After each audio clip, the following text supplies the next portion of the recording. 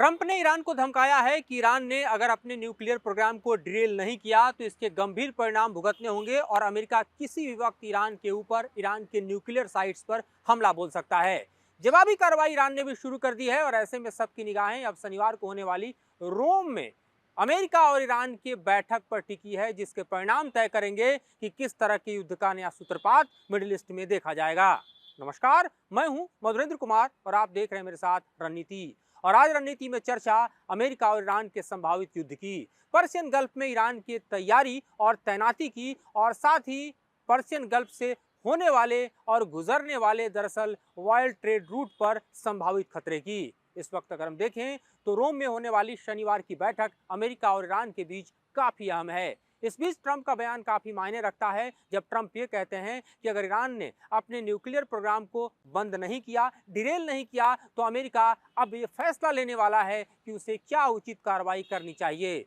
दूसरी तरफ आप देखें तो ईरान के सुप्रीम लीडर खamenei ने भी कह दिया है कि इस बातचीत से ना ही वो ऑप्टिमिस्टिक हैं और ना ही पैसिमिस्टिक हैं। जाहिर तौर पर ईरान इस वक्त तेजी से अपने न्यूक्लियर प्रोग्राम को एग्जीक्यूट करने की दिशा में आगे बढ़ रहा है और ये माना जा रहा है कि वो नाभिकीय हथियारों का जखीरा खड़ा करने के उस मुहाने पर खड़ा है जो अमेरिका के लिए सबसे बड़े थ्रेट के तौर पर देखा जा सकता है। यही हालत इजराइल की है, जो कि इस वक्त हम देखें तो लगातार वॉर जोन में है और उसके साथ भी हमास की बातचीत अब तक बेनतीजा रही है। एक बार फिर से सीज फायर को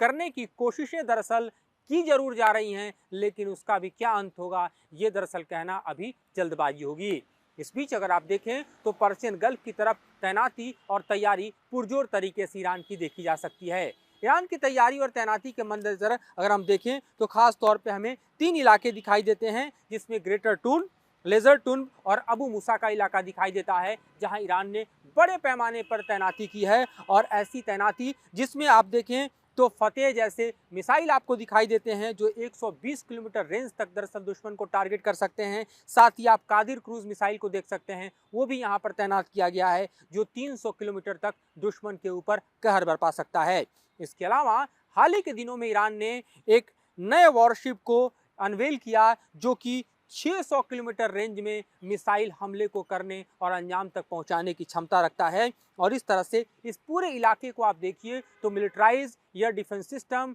और साथ ही एयर और नेवल खास तौर पे हथियारों से लैस होकर ईरान दरअसल अमेरिका के लिए एक नया चैलेंज पेश कर रहा है। अगर आप स्ट्रेट ऑफ हॉर्मुज को देखें तो ये वो इलाका है, वो जलडबरू मध्य आप कह सकते हैं, जहां से होकर दरअसल पर्शियन गल्फ में सबसे बड़े ऑयल और गैस ट्रेड रूट को देखा जा सकता है, जहां से होकर गुजरता है अमेरिका का क्लोज पार्टनर सऊदी और उसके अलावा यूएई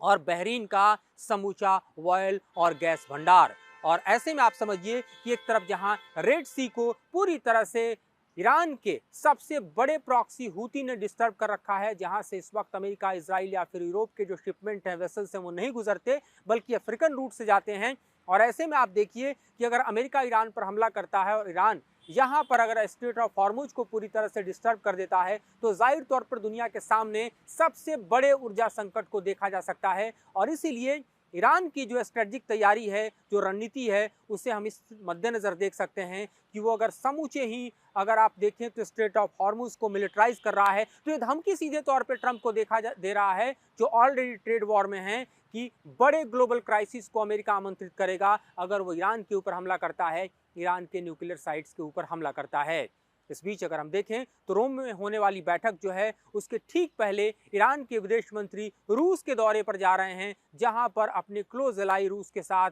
वो इस बात को लेकर चर्चा करेंगे कि ईरान के न्यूक्लियर प्रोग्राम का भविष्य क्या होगा और किस तरह से ईरान को आगे मूव करना चाहिए, उसे अमेरिका के दबाव में कितना आना चाहिए या फिर अमेरिकी दबाव को धत्ता बताते हुए जिस तरह की स्थिति ईरान ने अभी पैदा की है उसे और आगे बढ़ाना चाहिए, ताकि अमेरिका और इजराइल दोनों पर प्रेशर बढ़ सके। क्योंकि इस वक्त की स्थिति में आप देखिए तो ईरान का प्रॉक्सी हूती जो है वो पुरजोर तरीके के साथ हम देखें तो एक तरफ इजराइल के लिए भी चैलेंज पेश कर रहा है, क्योंकि उसके बैलिस्टिक मिसाइल लगातार इजराइल के लिए थ्रेट परसेप्शन में सिर्फ बने हुए हैं बल्कि फायर भी हो रहे हैं। और ऐसे में आप देखिए तो पिछले 48 घंटे में हमें दिखाई देता है, चाहे वो बेन गुरियन का एयरपोर्ट हो जो तेल अवीव स्थित हो, या फिर आप आप एस्दौद का इलाका देखिए, जहां पर इजराइल का दरअसल वो मिसाइल हमें दिखाई देता है जो कि न्यूक्लियर लैस है, उसको भी अपने बैलिस्टिक मिसाइल से टारगेट करने की कोशिश हूती करता है। ये और बात है कि उसे इंटरसेप्ट किया जाता है, उसे नाकाम किया जाता है, लेकिन ये चैलेंज हूती इजराइल के लिए 1300 किलोमीटर दूर लगातार पेश कर रहा है। दूसरी तरफ आप रेड सी में देखिए तो वहां पर अमेरिकी तैयारी और तैनाती भी लगातार बढ़ रही है। यहाँ पर सिर्फ और सिर्फ यूएसएस ट्रूमैन से अमेरिका का काम नहीं चल रहा है। इसके कारण अमेरिका ने यहाँ पर 2 एयरक्राफ्ट कैरियर के जरिए अपने डिप्लॉयमेंट को बढ़ाने की कोशिश की है और इसीलिए कार्ल विन्सन की तैनाती जो है यहाँ पर हो रही है। लेकिन 2 एयरक्राफ्ट कैरियर के जरिए अगर इसको यानी ईरान को और हूती को चैलेंज देने की कोशिश अगर अमेरिका कर रहा है तो आप देखिए तो स्ट्रेट ऑफ हॉर्मुज को मिलिटराइज करके ईरान ने भी अमेरिका के लिए संदेश जरूर दे दिया है कि उसके साथ वॉर इतना आसान नहीं होगा। सबसे बड़ी बात कि अगर आप बहरीन की तरफ देखिए तो वहां पर अमेरिका का एक बड़ा नेवल बेस दिखाई देता है और ऐसे में अगर पर्शियन गल्फ में ईरान की तैयारी और तैनाती देखिए तो सीधे तौर पर अमेरिका के लिए बहरीन में भी एक थ्रेट परसेप्शन के तौर पर देखा जा सकता है। और इस तरह से समूचा मिडिल ईस्ट इस वक्त जिस कदर मिलिटराइज हो रहा है वो दरअसल एक नए वॉर और नए वॉर जोन का संकेत हमें देता हुआ दिखाई दे रहा है, क्योंकि अभी तक इजराइल वॉर से ही मिडिल ईस्ट निकलकर बाहर नहीं आ सका है। और इस वक्त देखिए तो एक तरफ गजा पर हुए हमले के दौरान हम देख रहे हैं कि पिछले 24 घंटे में 17 लोग मारे गए हैं, 59 लोग घायल हुए हैं। और दूसरी तरफ आप देखिए तो दरअसल लेबनान की तरफ भी इजराइल के हमले जारी हैं, जिसका डाटा भी निकलकर सामने आ रहा है और वहाँ भी यूएन कह रहा है कि इस तरह के हमले कतई बर्दाश्त नहीं किए जा सकते जिसमें जनहानि हो रही है। लेकिन इजराइल पर लगाम लगाना यूएन के बस की बात नहीं। अमेरिका इजराइल को पुरजोर तरीके से सपोर्ट कर रहा है और ईरान को दरअसल,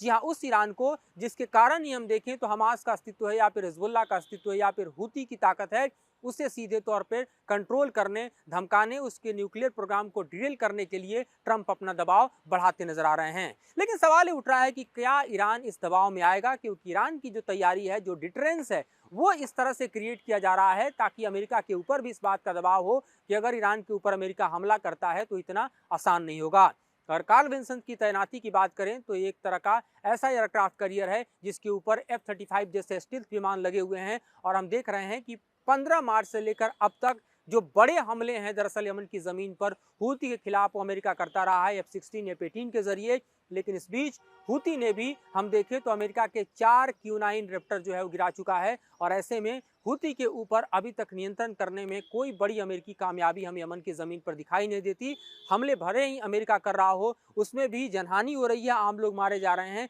लेकिन हूती का कोई बड़ा नुकसान अभी तक नहीं हो पाया है। हूती हिजबुल्लाह और हमास से सीख लेते हुए अपने हाथों में न मोबाइल यूज़ करता है, न पेजर, न इस तरह के कम्युनिकेशन के साधन, ताकि उसके लोकेशन को ट्रैक किया जा सके। साथ ही हूती के ठिकाने ज़्यादातर आप देखिए तो जिस तरह से अंडरग्राउंड हैं, उन पहाड़ी इलाकों में है जहां पर न टनल बस्टर बम काम करता है, न अमेरिकी हमले, और इस तरह से हूती ने अपने को महफूज कर रखा है। और यमन की ज़मीन पर उतर कर किसी भी तरह के मिलिट्री प्रोग्राम्स को चला पाना या फिर हम देखें तो वॉर को लड़ पाना अमेरिका या फिर इजराइल के बूते की बात तो हमें दिखाई नहीं देती है। और ऐसी स्थिति में अब सबकी निगाहें रोम पर टिकी होगी कि शनिवार को ईरान और अमेरिका के बीच की बातचीत का क्या हश्र होता है। यही तय करेगा मिडिल ईस्ट का हश्र और दुनिया में होने वाली भविष्य के उथल पुथल को, जिस पर हमारी निगाहें टिकी हुई हैं और हम आपको इससे रूबरू आगे भी कराते रहेंगे। फिलहाल मुझे और मेरे सहयोगी संजय को दीजिए इजाजत।